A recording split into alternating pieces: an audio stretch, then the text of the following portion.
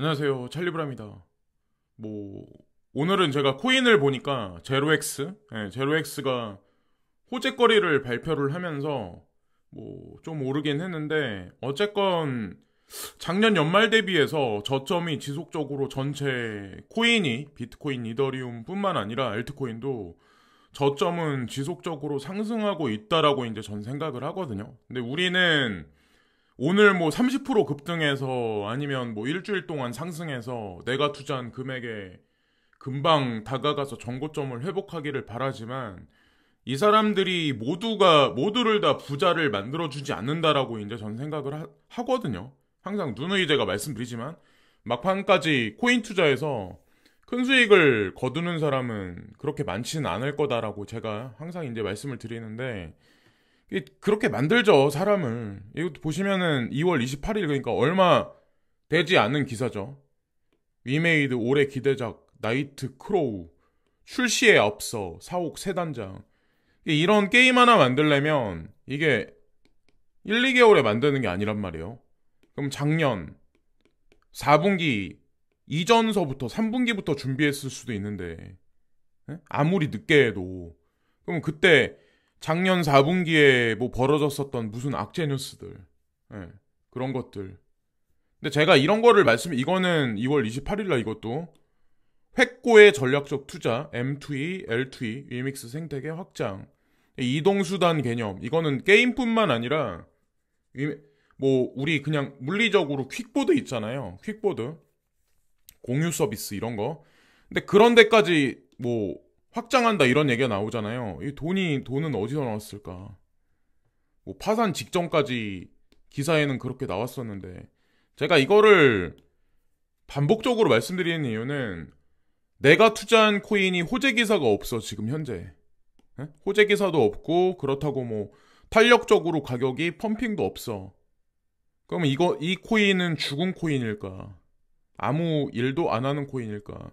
이 위믹스 사태를 보고 이거를 반면교사 삼아라 이거죠. 제가 계속 반복해서 말씀드리는 거는 저는 물론 위믹스 코인에 투자를 한 적도 없고 앞으로도 투자할 생각이 없지만 항상 이런 시기라는 거죠. 그래서 오늘도 이제 초반부에 지나가기 전에 이제 반복하자는 의미에서 관가하면 안 된다. 항상 뉴스를 항상 색안경을 끼고 봐야 된다라고 이제 제가 말씀을 드리는 거죠. SEC가 지속적으로 계속 비트코인 빼고는 나머진 다 증권이다라고 얘기하고 증권으로 치부되면 결국에는 전부 다 사라질 거야라고 이렇게 SEC의 논리를 피력해서 그렇게 해놓은 상황에서 코인베이스 CEO 브라이언 암스트롱은 스테이킹 제품이 증권이 아니라고 반복합니다. 그래서 이건 오늘 새벽에 나온 얘기거든요.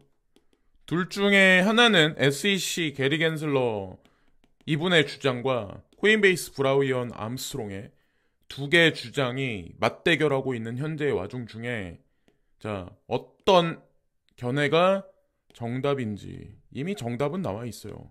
이 사람은 왜 이거를 계속 강력하게 주장을 하고 있을까? 자, 어떤 게 정답일까? 그리고 로빈후드도 SEC한테 소환조사? 소환돼가지고 조사를 받는 와중이다. 근데 작년 12월 달부터인가? 이 얘기가 나왔는데 지금 미디어에는 그 얘기가, 근데 이런 와중에 iOS니까 아이폰, 애플 생태계에서 자, 새로운 월렛을 뺐어요. 지갑을 하나 새로 생성됐어요. 이게 웹 월렛하고 저는 모바일 어플리케이션 월렛하고는 분명히 차별성이 존재를 한다고 생각하거든요. 과연 이 지갑은 왜 지금 상에서 뺐을까? 이거는 스테이킹이랑 전혀 관련이 없을까? 자, 그리고 이거는 미국의 CBDC에 관한 그런 얘기인데 미국 정부에서는 정부 관리자가 CBDC를 시작할지 여부를 저울질하고 있다. 그래서 넬리 리앙이 재무부 차관은 달러의 글로벌 역량 강화와 같은 이점을 강조한다. 그래서 어서 조속히 빨리 CBDC를 빨리 찍어내야 돼. 응? 그죠? 기축통화국이잖아요, 미국이. 달러 자, 지금 이제 패권국이고 현재로서는 아직까지는. 그래서 이런 얘기를 이제 얘기를 하는데 왜 미국이 앞에 나와서 적극적으로 안 할까? 근데 여러분들 한번 생각을 한번 해보자고요. 이 4차 산업으로 넘어가는 바로 직전인데 미국 정부에서 우리는 CBDC를 발행을 합니다라고 공개적으로 중국같이 얘기를 해버려요.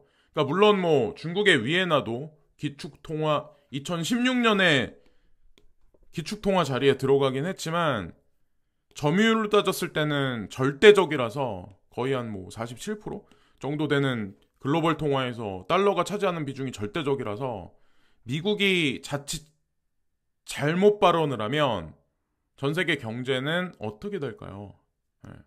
그렇기 때문에 사실은 USDC라는 스테이블 코인을 우회적으로 서클사를 이용해서 지금 저는 테스트를 하고 확장을 하고 있다라는 생각을 하거든요. 물론 뭐 중간에 XRP라는 거대한 프로젝트도 FED를 통해서 저는 추진하고 있다라고 생각을 하는데 어쨌건 뭐 이런 기사가 나왔기 때문에 이제 중간에 그냥 지나가기 전에 한번 말씀드리고 SH는 스테이킹이 증권이야. 그래서 이거는 아니야라고 얘기하는데 미국도 그렇고 뭐 전 세계 우리나라도 마찬가지로 그렇고 인구가 감소하면서 세율은 지속적으로 감소하고 있어요. 세수 창출을 해야 정부가 유지가 되는데 세금을 뺄 데가 어디가 있을까요? 이런 와중에 푸에르토리코에서 아마 뭐 블록체인 활동에 대한 4% 세금 인센티브 확대 뭐 이런 얘기가 나왔어요. 여기 스테이킹하고 수출하는 것은 세율을 적용받을 수 있다. 그래서 스테이킹 항목에 4% 세율을 적용할 거야 라는 얘기가 여기 딱 생뚱맞게 제가 그래서 푸에르토리코가 어디형인지는 이제 제가 조사를 안 해봤지만 그냥 상식적으로 한번 생각을 한번 해보자고요. 세금을 향후에 어디서 뺄 수 있을까? 자, 이 얘기는 여기까지 하고 자, 리플 가격 예측 거래대금 6억 달러 돌파 2023년 10달러 도달 가능할까? 이런 기사는 항상 나오죠. 항상. 그죠? 저는 XRP가 코인계의 끝판왕이다. 코인계의 제왕이 될 거고 결국에는 모든 코인을 흡수할 거다. 모든 코인이 가지고 있는 독자적인 개별적인 기능을 전부 다 흡수할 거다. 그래서 한마디로 예전에 히어로인가는 그런 미드가 있었거든요.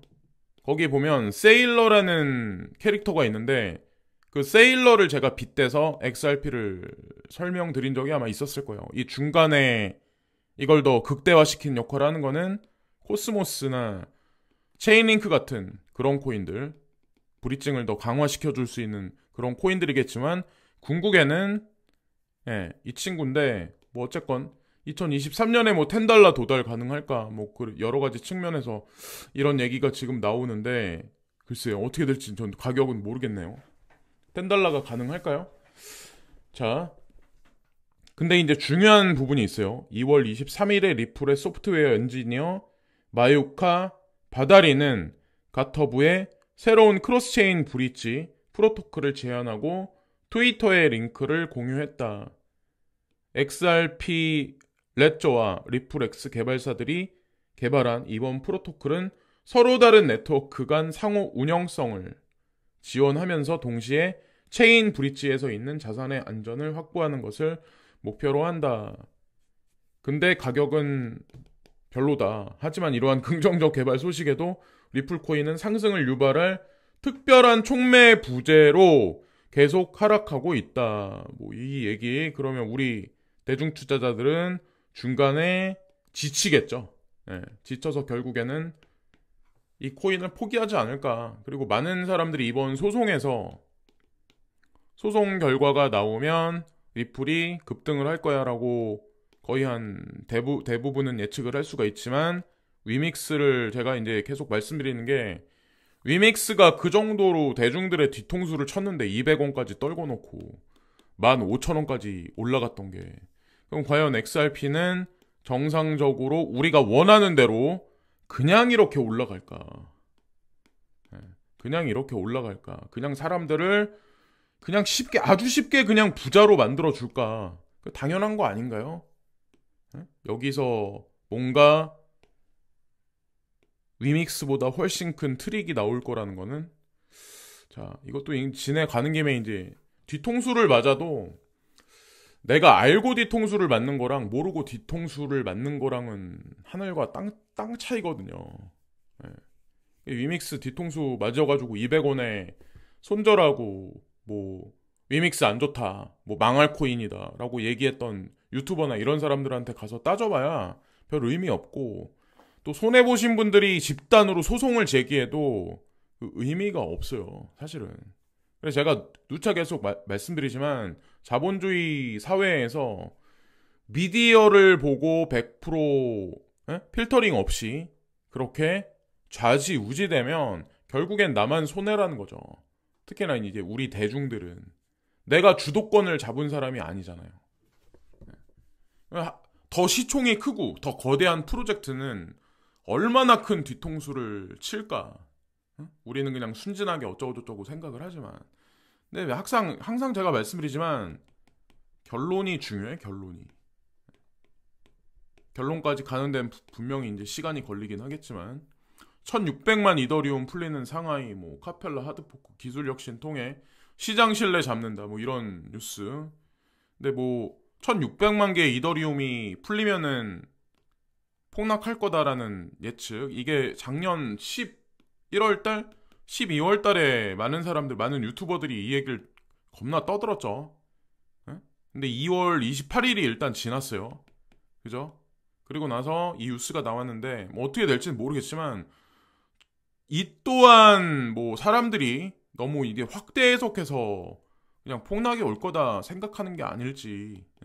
여기에도 이제 분명히 통수가 자리 잡을 텐데, 그래서 제가 누차 말씀드리지만 홀딩한다는 게, 홀딩해서 이걸 끌고 간다는 게 쉽지가 않아요. 이더리움 뭐 예전부터 지금까지 뭐 해킹당했다, 뭐 어떻게 됐다, 뭐 비탈릭 부텔린이 뭐 살해당했다, 실종됐다, 별의별 뉴스, 그리고 바이낸스도 거래소 관련해서 이런저런 뉴스들 나올 때 BNB 코인에 관해서도 별별 얘기들이 되게 많았었어요.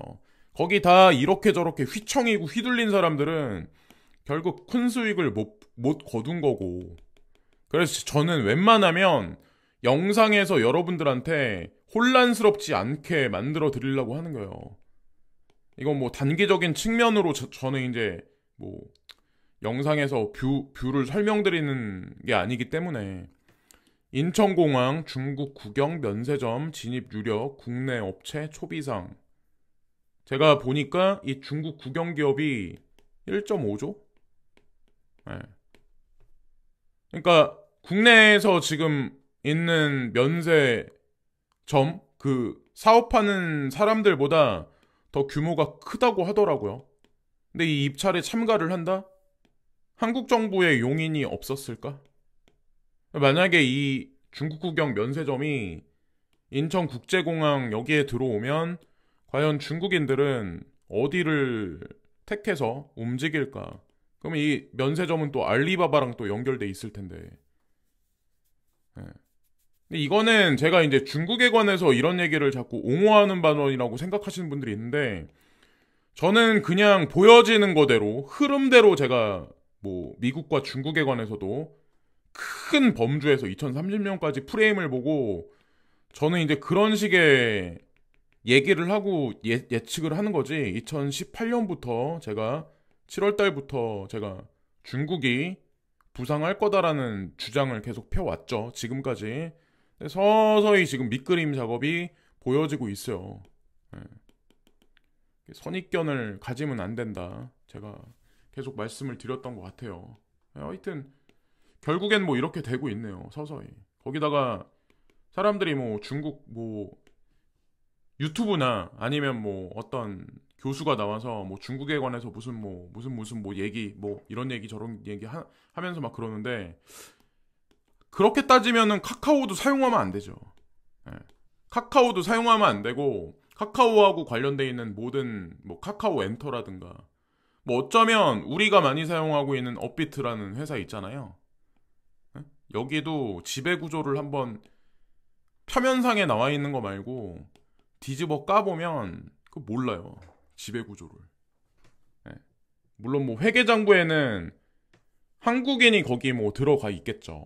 예? 근데 홍콩 증시, 중국 제조업 지표 호조에 3% 넘게 급등. 얼마 전까지만 해도 중국이 리오프닝 한다고 하더라도 별로 의미 없을 거야. 많은 애널리스트들이 그렇게 얘기를 했죠. 근데 항생 4% 가까이 급등했다.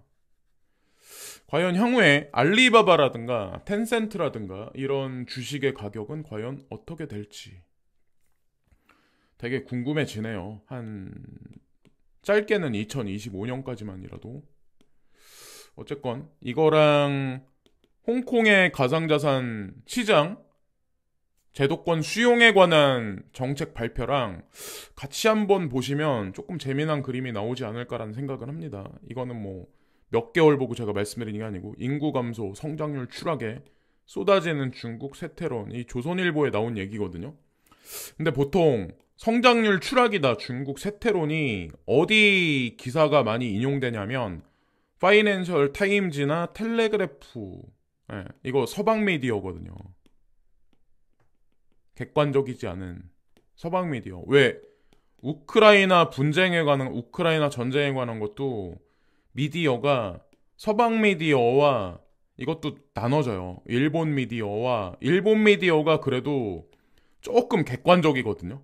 근데 서방 미디어는 무조건 그냥 뭐 러시아가 망했다, 졌다, 후퇴했다, 퇴보했다 그렇게 따지면 왜 지금까지 전쟁은 끝나지 않는데. 그러니까 사람들은 기만당하고 있는 거라는 거죠. 이게 객관적인 진실일까요?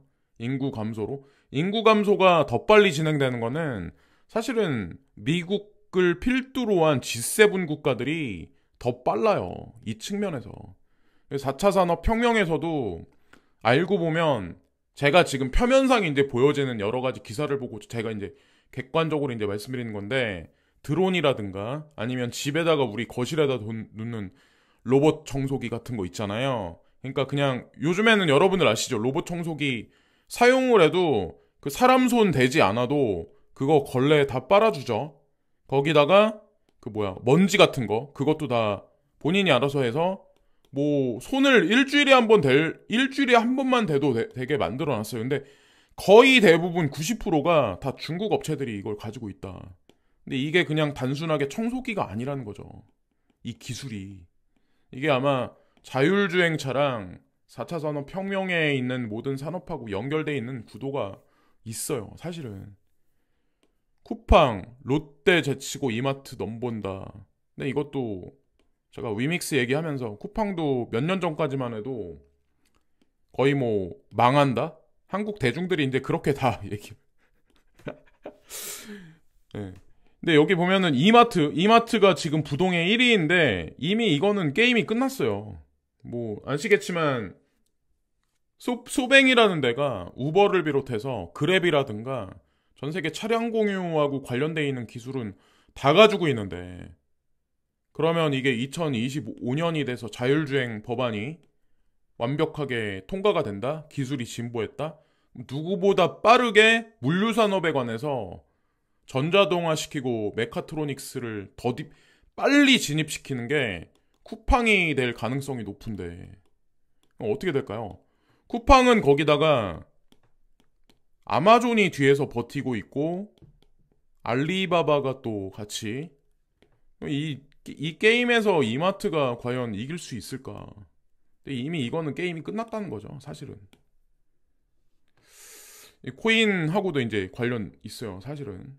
매일 한 번 이상 진료받으면 본인 분담금 90%로 대폭 확대 뭐 이런 얘기들. 가스공사 얘기 나오는데 지금 이거 의료 서비스에 관해서 이것도 제가 이제 민영화 얘기를 자꾸 이 얘기를 자꾸 하면 이제 기분이 안 좋으신 분들이 있겠지만 제가 느껴지는 거를 그냥 그대로 좀 말씀드리는 거예요. 가스공사, 전기공사 앞으로 무슨 얘기들이 나오나 한 번에 그러니까 한 번에 충격적인 소식은 절대로 전하지 않죠. 서서히 개구리를 찬물에서 알콜 램프로 아주 서서히 10분에 예를 들어서 뭐 1도씩 올리면은 이게 예를 들어서 1000분이 지나면 100도씨까지 끌어올라가는 거죠. 자, 어쨌건 그런 단계로 계속 진입하고 있는 현재의 와중이다. 정신을 바짝 안 차리면 먹고 살기 힘들어진다. 앞으로 세상에서. 그냥 단순히 나는 몇백만 원 투자해서 재미로 뭐 코인 투자해서 몇천 벌면 난 이거 관광해야지, 자동차 사야지, 되게 아니란 생각, 이런 사고방식으로 코인 투자 그냥 단기적으로 이거는 쉽진 않아요. 이웅열 코오롱 명예회장 바이낸스 손잡고 가상자산 거래소 설립 추진. 자, 뭔가 슬슬 다가오고 있어요. 과연 이 정도 인물이, 자, 제가 뭐 이분을 뵌 적은 없지만 바이낸스와 같이 손을 잡는다?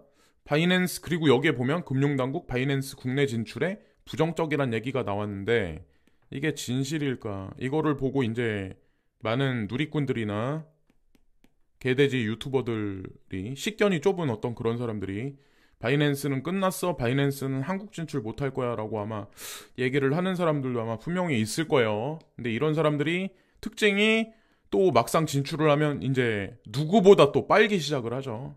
근데 그런 거를 대중이 구분을 해야 되는 거예요.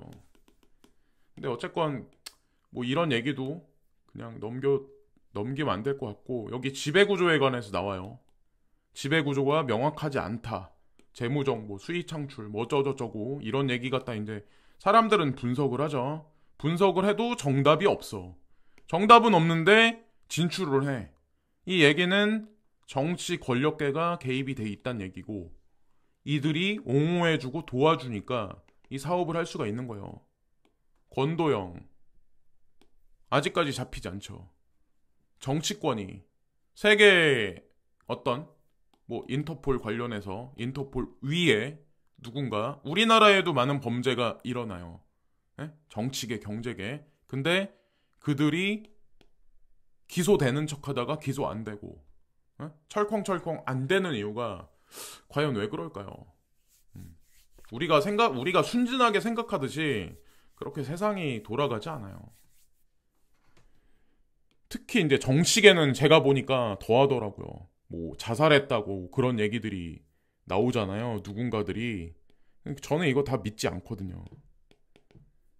바이낸스 마찬가지로 조세 회피처인 뭐 바하마에 거점을 둔 뭐 세계 FTX도 마찬가지로 경영 정보가 미공개 상태였다. 그래서 바이낸스도 위험해. 결론 이 기사는 또 그렇게 끌고 가고 있네요. 하여튼 기사를 보실 때 잘 필터리. 그리고 지진에 관한 얘기, 제가 이제 간간히 이제 말씀을 드리는데 이거는 아마 보셨을 거예요. 얼마 전에 여기 홋카이도 6.0 지진 났다. 파푸아뉴기니 6.2, 인도네시아 5.6.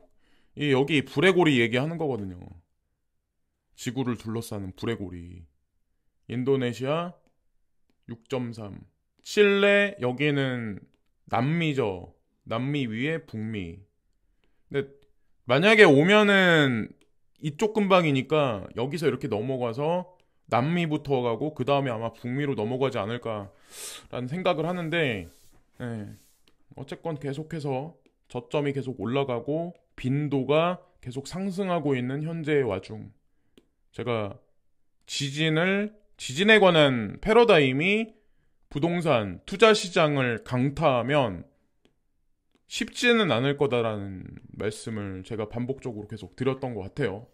유튜브 하는 동안에. 이거는 아마 제가, 그리고 국제 표준기구를 구성하는 20개의 글로벌 통화 스테이블 뭐 코인 이런 얘기 나오면은 스테이블 코인들이 컨소시엄을 만들어서 하나의 뭐 집단을, 연합을 만들 거야 라는 얘기인데, 제가 이거를 보면서 이제 어떤 생각을 했냐면, 여기 보면 뭐 달러부터 해가지고 영국 파운드, 엔화, 중국 위에나, 싱가포르 달러, 캐나다 달러, 뭐 홍콩 달러, 호주 달러, 루피, 뉴질랜드 뭐 달러, 터키 리라, 뭐 거의 대부분 다 들어가 있어요. 아직 안 들어가 있는 것도 있지만, 근데 이게 결국에는 하나의 커런시가 될 거다.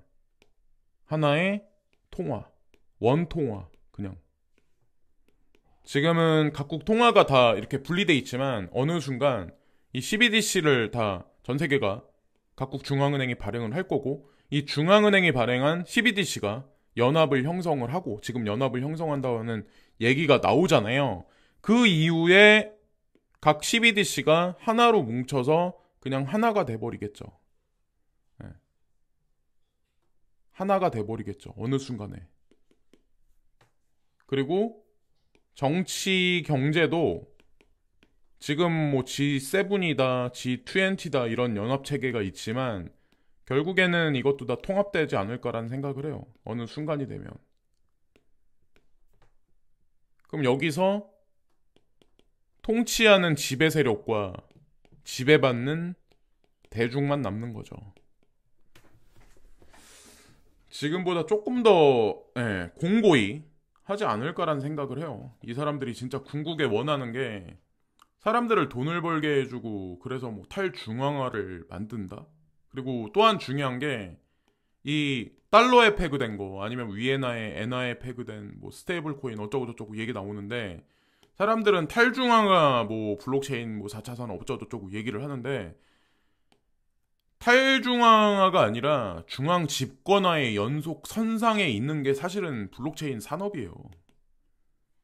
아카데믹하게 학교에서 이제 뭐 수업하는 사람들이 하는 얘기는 나카모토 사토시가 뭐 탈중앙화 어쩌고저쩌고 해가지고 얘기를 하는데,